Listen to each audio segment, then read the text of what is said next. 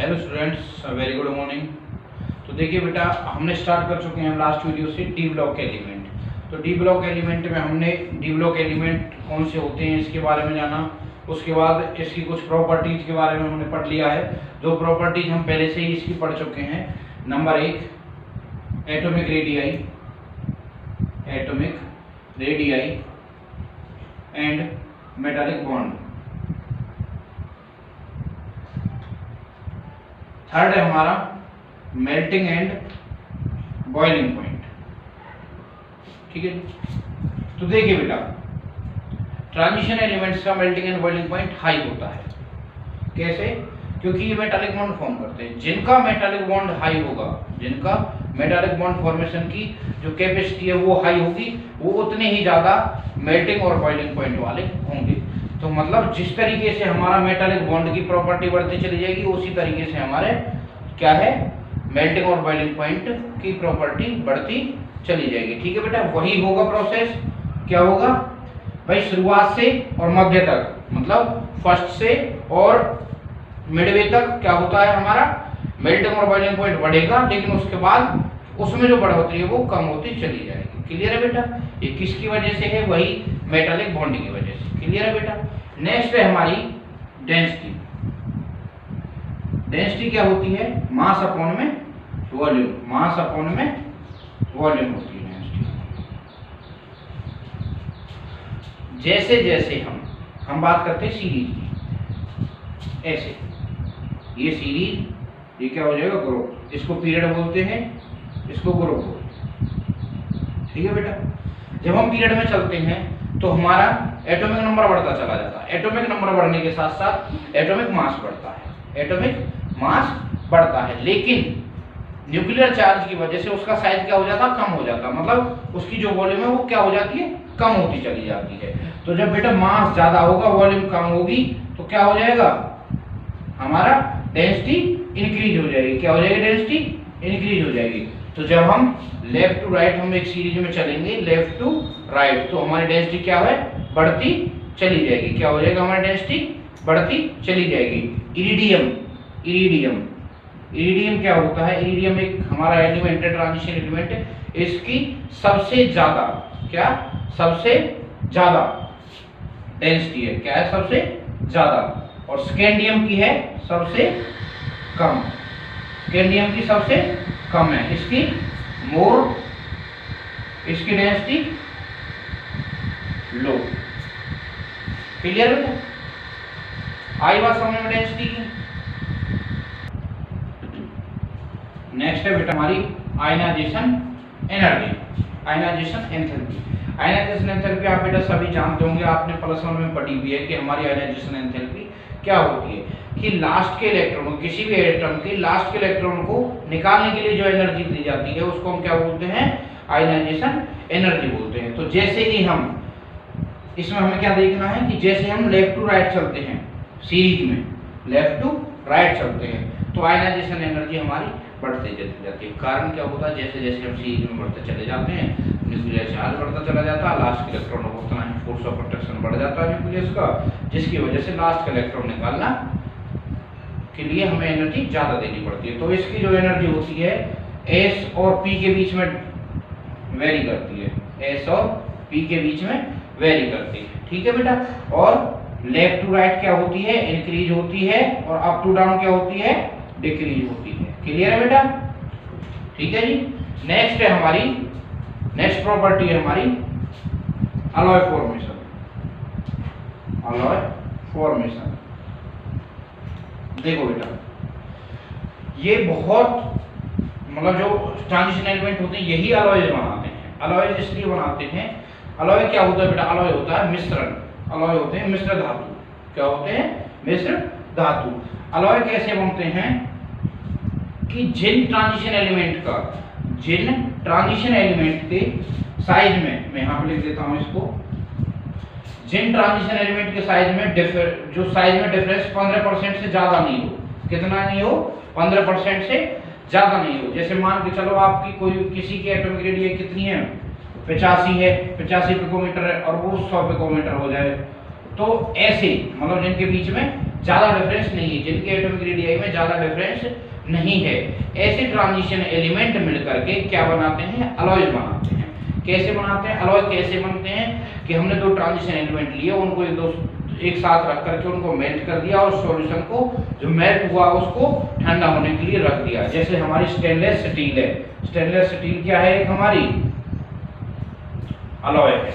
ये अलॉय हम जनरली किस लिए बनाते हैं, सबसे बड़ी बात आती है अलॉय हम बनाते क्यों हैं।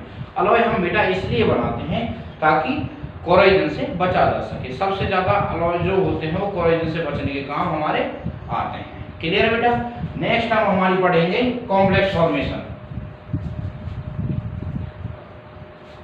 नेक्स्ट है कॉम्प्लेक्स फॉर्मेशन।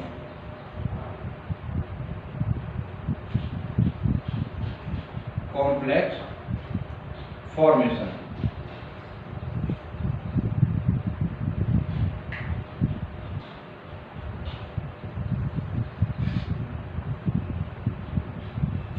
ये कुछ क्या होता है, हमारे जो डी ब्लॉक एलिमेंट होते हैं वो क्या बनाते हैं, कॉम्प्लेक्स बनाते हैं। कॉम्प्लेक्स कैसे बनता है, जैसे कॉम्प्लेक्स ऐसे होते हैं FeCN का 6 FeCN6 3 नेगेटिव, यानी कि ऐसे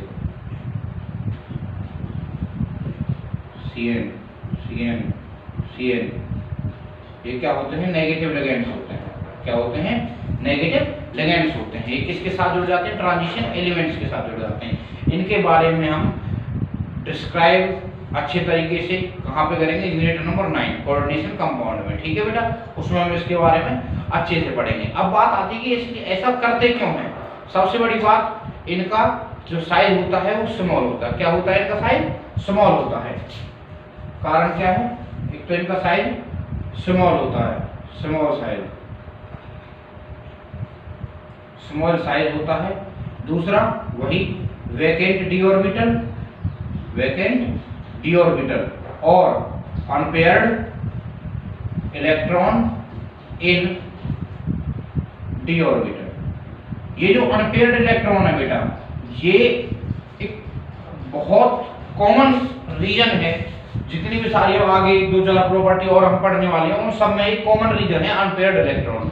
डी ब्लॉक में अनपेयर्ड इलेक्ट्रॉन रहते हैं या डी ब्लॉक खाली रहता तो वो क्या करेगा, बाहर से आने वालों को क्या कर लेगा, अपने साथ मिला लेगा, नहीं मिलेगा। अगर डी ऑर्बिटल कंप्लीटली फिल हो जाएगा तो FeCN6 बन सकता था, नहीं बन सकता था, क्योंकि उनके पास क्या है, डी ऑर्बिटल खाली है, अनपेयर्ड इलेक्ट्रॉन है उसमें, तो वो क्या कर लेते हैं, पेयरिंग कर लेते हैं और कॉम्प्लेक्स बना लेते हैं। ठीक है बेटा, क्या बना लेते हैं, कॉम्प्लेक्स बना लेते हैं। उसके बाद आती है नेक्स्ट प्रॉपर्टी, एक इंटरस्टिशियल कंपाउंड। नेक्स्ट है बेटा हमारा इंटरस्टिशियल कंपाउंड। नेक्स्ट प्रॉपर्टी हमारी इंटरस्टिशियल कंपाउंड। देखो बेटा, जो ट्रांजिशन एलिमेंट होते हैं ना, जो ट्रांजिशन एलिमेंट होते हैं उनको देखो ऐसे, इनकी क्या होती है, ऐसे फॉर्मेशन होती है।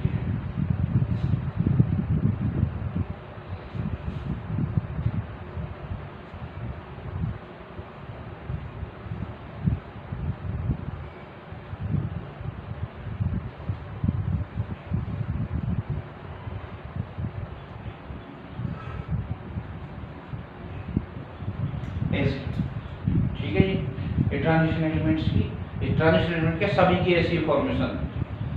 तो जो स्पेस एम्प्टी स्पेस दिख रहा है ना, ये वाला एम्प्टी स्पेस, ये वाला एम्प्टी स्पेस, इनको हम बोलते हैं इंटरसाइट। इनको हम क्या बोलते हैं, इंटरसाइट बोलते हैं। क्या बोलते हैं इनको बेटा, हम इंटरसाइट बोलते हैं। क्लियर है जी।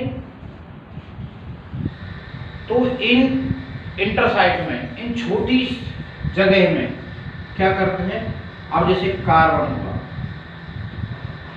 नाइट्रोजन हुआ, हाइड्रोजन हुआ, इनका क्या होता है, इनका साइज बहुत ज्यादा स्मॉल होता है इनके कंपैरिजन में। ट्रांजिशन एलिमेंट के कंपैरिजन में इनका साइज क्या होता है, बहुत ज्यादा स्मॉल होता है। स्मॉल होता नहीं होता बेटा। तो जब ये स्मॉल साइज के पार्टिकल, ये स्मॉल साइज के पार्टिकल इन इंटरसाइट्स में, ये जो इंटरसाइट है इनमें आकर के अटैच हो जाते हैं, इनमें आकर के अटैच हो जाते हैं और कंपाउंड बना लेते हैं। ठीक है बेटा, जैसे आपके पास TiC, ठीक है जी, ये क्या है, इंटरस्टिशियल कंपाउंड है। क्या है, एक इंटरस्टिशियल कंपाउंड है। Ti क्या है, ट्रांजिशन एलिमेंट है, कार्बन ठीक है बेटा, कार्बन ने इसके ऐसे ही किसी इंटरसाइट में जगह पा करके अटैच हो गया और क्या बना लिया, इंटरस्टिशियल कंपाउंड बना लिया है। बना लिया नहीं बना लिया बेटा, आई समझ में ये चीज या नहीं आई? तो देखिए बेटा, आज हमने अभी तक क्या क्या डिस्कस किया है। सबसे पहले मेल्टिंग एंड बॉइलिंग पॉइंट, उसके बाद हमने डेंसिटी डिस्कस की, उसके बाद हमने अलॉय फॉर्मेशन पढ़ा है, कॉम्प्लेक्स फॉर्मेशन पढ़ा है और इंटरस्टिशियल कंपाउंड पढ़ा है। ठीक है बेटा, 5 प्रॉपर्टी पढ़ी आज हमने अभी तक, जो छठी भी प्रॉपर्टी है। ठीक है बेटा, एक और जो रह गई उसको देख लेना। देखिए ये 6 प्रॉपर्टी अच्छे से समझ में आई। डेंसिटी क्या होती है भाई, जब हम पीरियड में चलते हैं लेफ्ट टू राइट बढ़ती चली जाती है। क्यों? क्योंकि हमारा मास बढ़ता जाता है और वॉल्यूम कम होती जाती है। ठीक है, तो डेंसिटी क्या होती है, मास अपॉन वॉल्यूम का रेशियो होती है, इसलिए हमारी डेंसिटी बढ़ती चली जाती है। क्लियर है ये चीज? उसके बाद क्या होता है, मेल्टिंग एंड बॉइलिंग पॉइंट किनका हाई होता है, जिनका मेटालिक बॉन्ड फॉर्मेशन, जिनमें मेटल बॉन्ड ज्यादा होगा, मेटालिक बॉन्ड फॉर्मेशन की जिसकी कैपेसिटी ज्यादा होगी उसके ही क्या होगी, मेल्टिंग पॉइंट हाई होंगे। तो हमारा जो टंगस्टन होता है, क्या होता है टंगस्टन, जिसको हम W से डिस्क्राइब करते हैं, किससे बताते हैं, W से ही करते हैं। उसका सबसे ज्यादा कितना, सबसे ज्यादा मेल्टिंग पॉइंट होता है उसका, सबसे ज्यादा उसका मेल्टिंग पॉइंट होता है। फिर हमने पढ़ा अलॉय फॉर्मेशन, अलॉय माने मिश्र धातु बनते हैं। ठीक है बेटा, ठीक है जी, वो ट्रांजिशन एलिमेंट जिनके साइज में ज़्यादा डिफरेंस ना हो, 15% से ज़्यादा का डिफरेंस ना हो, वो अलॉय फॉर्म करते हैं। कॉम्प्लेक्स फॉर्मेशन स्मॉल साइज की वजह से, vacant orbital and unpaired electron की वजह से। उसके बाद इंटरस्टिशियल कंपाउंड पढ़े हैं हमने। ठीक है जी, इंटरस्टिशियल कंपाउंड इंटरसाइट बनाते हैं। एक हमने पढ़ी थी आयनाइजेशन एनर्जी।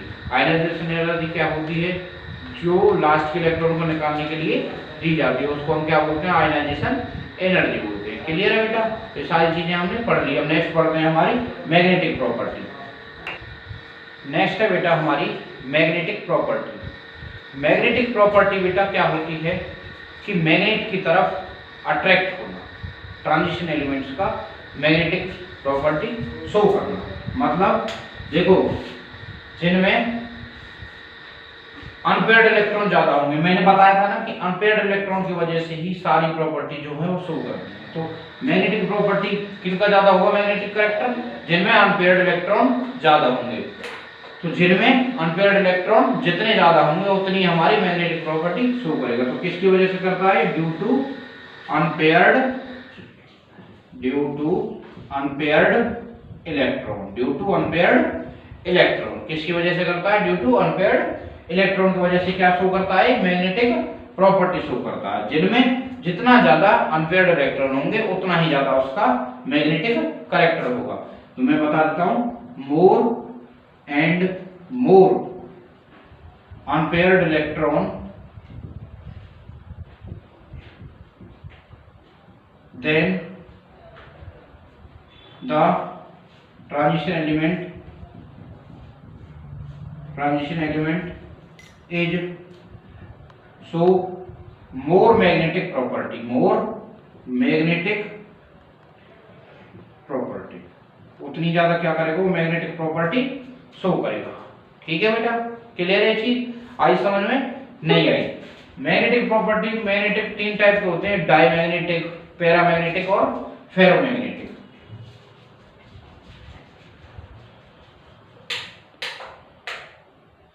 ये 3 टाइप के होते हैं, डायमैग्नेटिक, पैरामैग्नेटिक और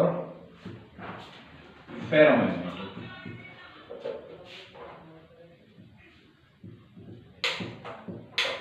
देखो बेटा,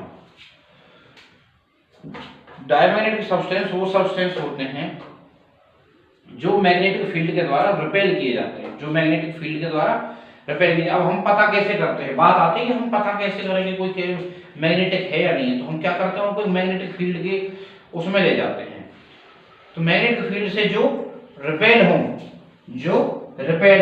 उनको हम क्या बोलेंगे, डायमैग्नेटिक।